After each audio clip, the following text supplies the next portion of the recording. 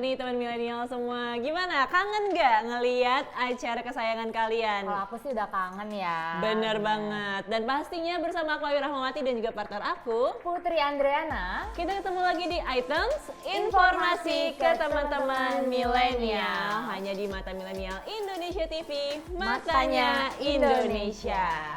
Dan juga untuk nemenin teman-teman semua pastinya ya, supaya nggak bosen, kita akan memberikan informasi yang menarik banget selama 30 menit ke depan. Tapi Put, aku kelupaan nih ya.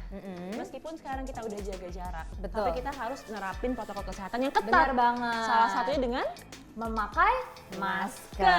Jadi sebelum kita bagi-bagi informasi ke teman-teman di rumah yang pasti menarik dan informatif, kita harus tetap pakai masker dulu.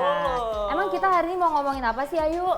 Nah, kalau misalkan kita ngomongin masalah pandemi gitu ya, Yes. pasti salah satu hal yang kangen banget ya kan, banget. itu adalah jalan-jalan. Jalan-jalan. Ya, Emang kalau pandemi udah selesai nih, Ayu mau jalan-jalan kemana sih? Nah, itu kalau misalkan aku inget-inget lagi ya Put ya. Jadi dulu itu aku pernah jalan-jalan sekitar 2 tahun yang lalu ke salah satu tempat yang menurut aku ngangenin banget. Emang di mana? Sulawesi Utara, Manado. Oh, Sulawesi Utara, bener. Kamu udah pernah kesana belum? Belum sih, tapi ada rencana pengen sih, karena memang di sana tuh denger-denger itu provinsi yang cocok banget buat kita jalan-jalan yuk. Bener banget, kan? bener banget. Nah, tapi selain jalan-jalan ya, ini fun fact-nya yang bikin aku pengen banget balik lagi, itu salah satunya adalah makanannya. Itu tuh ikan semua dan super fresh.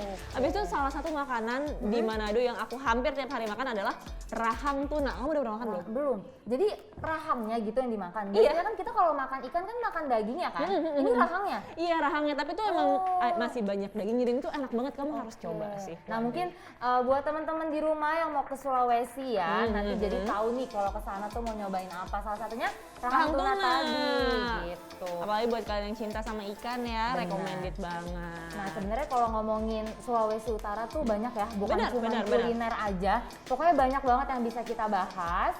Nah, apa nih yang mau kita bahas pertama nih yuk? Nah, mungkin yang pertama-tama aku bahas dari yang paling general dulu Paling kali ya. general. Jadi kalau misalkan kalian tahu nggak sih, berdasarkan data dari Badan Pusat Statistik Provinsi per tahun 2020 nih teman milenial, Sulawesi Utara itu memiliki wilayah sekitar 13.892 km persegi. Luas ya? Iya benar, ini juga luas banget. Dan kalau misalnya kamu tahu nggak sih, ini ternyata batas-batasnya juga beraneka ragam. Oke. Nih, sebagai informasi ya teman milenial, bahwa kalau misalkan kita lihat di timur dari Sulawesi Utara ini dibatasi oleh Laut Maluku. Sementara kalau yang di utara ini dari perbatasannya itu ada Laut Sulawesi, Samudra Pasifik dan juga Filipina. Kemudian kalau di selatannya itu ada Teluk Maluku dan yang di barat itu ada Provinsi Gorontalo. Oh, berarti itu kan secara geografis ya, secara wilayahnya Betul, gitu. betul. Nah, Sulawesi Utara juga ini ada lambangnya yuk. Oh iya, apa Ya, tuh? jadi lambang dari Sulawesi Utara ini memiliki bentuk segi lima berwarna biru langit dengan tepi kuning jingga kemasan. Nah, perisainya yang berbentuk segi lima itu terdiri kan ada gambarnya tuh 5 buah kelapa ya. Itu tuh melambangkan Pancasila. Oh, oke. Betul. Nah, di dalam perisai nanti itu terdapat simbol biji jagung yang disusun secara melingkar berjumlah 23 butir. Oke. Terus ada pohon kelapa yang berpelapa itu berjumlah 9. Terus ada akar berjumlah 6 dan ada tunas kelapa berjumlah 4. Nah, itu nggak sembarangan loh dipilih angkanya yuk. Oh, apa Jadi tuh angka-angka artinya? tersebut itu melambangkan Hari Sah Provinsi Sulawesi Utara, yaitu tanggal 23 September 1963. Nggak sampai situ aja. Nah, di sisi kanannya itu terdapat rangkaian cengkeh 17 buah dan ada buah pala itu sebanyak 8. Terus di sebelah kirinya lagi ada 45 butir padi yang merupakan simbol proklamasi kemerdekaan RI 17 Agustus 1945. Dan ternyata semua hasil bumi yang tertuang di dalam lambing tersebut itu adalah hasil bumi dari andalannya masyarakat Sulawesi Utara. Oh, berarti lambang-lambang dari Sulawesi Utara itu bukan sembarang lambang. Bukan sembarang. Itu memang itu yang aku suka dari budaya Indonesia ya. Jadi angka lambang pun punya makna filosofis tersendiri. Bener banget. Dan ini pasti juga aku jujur ya, meskipun aku udah pernah ke sana, tapi aku baru tahu loh lambang-lambang dan arti-artinya itu. Bener. Ayu yang udah pernah ke sana aja belum tahu. Apalagi teman-teman di rumah mungkin yang belum pernah ke sana biar tahu dulu nih, baru nanti ke sana. Makanya di sini kita hadir nih ya Iya, kan. benar. Buat ngasih kalian informasi-informasi kayak gini yang pastinya ini akan bermanfaat banget untuk kalian. Betul. Nah, terus lanjut ya Put ya. Jadi kalau misalkan kita lihat situs kompaspedia.kompas.id, mayoritas penduduk Sulawesi Utara ini sukunya itu adalah suku Minahasa. Kemudian ada suku Sangihe Talaut dan juga ada suku Bolaang Mongondo. Nah, suku Minahasa dan Bolaang Mongondo itu menyebar hampir di seluruh wilayah di Sulawesi Utara daratan. Sementara suku Sangihe, suku Talaut dan suku Siau mendiami di Kepulauan Sangihe Talaut dan Pulau Lembeh, terutama di daerah pesisir utara, timur, barat daratan di Sulawesi Utara. Jadi di provinsi itu terdiri dari beberapa suku kan? Benar. Nah, beberapa suku itu nih mengutip dari website kompaspedia.kompas.id, di sana suku-sukunya tuh juga memiliki bahasa tersendiri. Disesuaikan dengan masing-masing sub etnisnya. Misalnya nih seperti bahasa Tombulu, ada bahasa Tolour, Tonsea, Tontemboan, Tonsawang, Paso, dan Bantik untuk etnis Minahasa. Nah, terus sementara nih untuk etnis Mongondo itu ada beberapa bahasa. Ada bahasa Mongondo, terus ada bahasa Bolaang, ada Bintauna, dan Kaidipa. Nah, yang terakhir untuk etnis Sangihe Talaut itu memiliki bahasa Sangihe Besar, Siau, dan Talaut. Banyak banget nggak sih, Yuk? Iya sih. Tapi kalau belajar lama ya, butuh waktu lama. Iya. Benar. Tapi emang Indonesia tuh kaya banget ya. Kaya banget. Satu tempat aja, satu provinsi aja itu udah bahasanya bisa banyak banget. Belum provinsi yang lain. Benar. Ini baru Sulawesi Utara loh. Betul banget. Kan? Nah, kalau misalkan ngomong-ngomong masalah kekayaan dari budaya Indonesia nih ya, dan juga budaya Sulawesi Utara nih kalau di segmen kali ini. Ini aku akan bahas upacara adat dan juga kebudayaan dari Sulawesi Utara yang banyak banget dan juga pastinya beragam banget. Iya. Mungkin aku mulai yang pertama dulu. Di sana tuh ada yang namanya ritual bacoho. Kamu pernah denger nggak? Belum. Ritual bacoho. Itu semacam upacara gitu ya? Iya, tapi ini tuh sebenarnya ya gampangnya ini tuh sebenarnya kayak mencuci rambut alias keramas gitu. Cuman di sana terkenalnya ritual bacoho. Betul banget. Nah, jadi ritual ini tuh bisa kalian lakukan dengan dua cara, Pot. Yang pertama ini adalah cara tradisional, kemudian ada juga cara simbolis. Kalau yang tradisional ini ada bahan-bahan yang dibutuhkan, yang nanti akan dipakai nih ketika upacara ini berlangsung. Itu ada kulit lemon, terus ada air lemon popantolen untuk membersihkan lemak kulit kepala.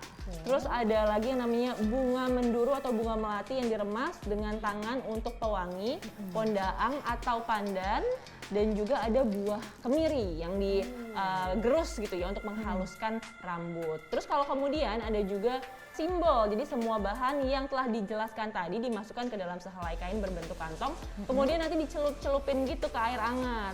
Kemudian kantong tersebut diremas dan airnya ditampung dengan tangan lalu digosokkan ke rambut calon pengantin.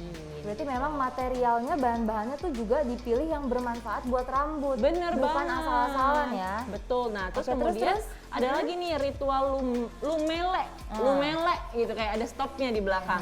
Itu adalah ritual mandi adat. Benar. Jadi kalau kayak gini tuh pengantin itu akan diguyur 9 kali dengan air yang telah diberi bunga-bungaan berwarna putih. Jadi memang banyak banget nih adat untuk pengantinnya. Betul. Terus ada lagi nih, tadi kan ada ritual bacoho. Ini ada yang namanya upacara tulude atau menulude. Jadi upacaranya ini dilakukan setiap akhir bulan Januari dan diisi dengan upacara adat yang bersifat keagamaan. Nah, ini tuh sebagai bentuk puji syukur menyambut hari tahun yang baru. Dengan harapan masyarakat di sana tahun yang baru itu menjadi lebih baik dibanding sama tahun sebelumnya. Amin ya, amin.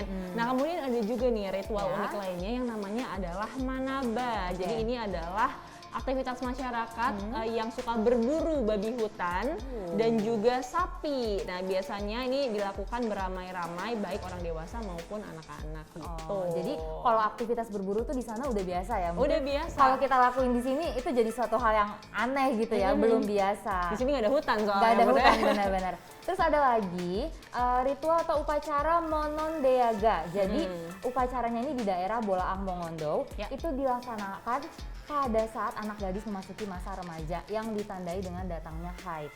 Gitu. Jadi setiap ada anak gadis datang haid pertama, datang bulan itu dilaksanakan upacara ini. Kemudian juga ada ritual dengan meratakan gigi dan daun telinganya dipasang anting. Jadi kalau zaman sekarang baru rata gigi, di sana udah dari dulu ya meratakan gigi gitu.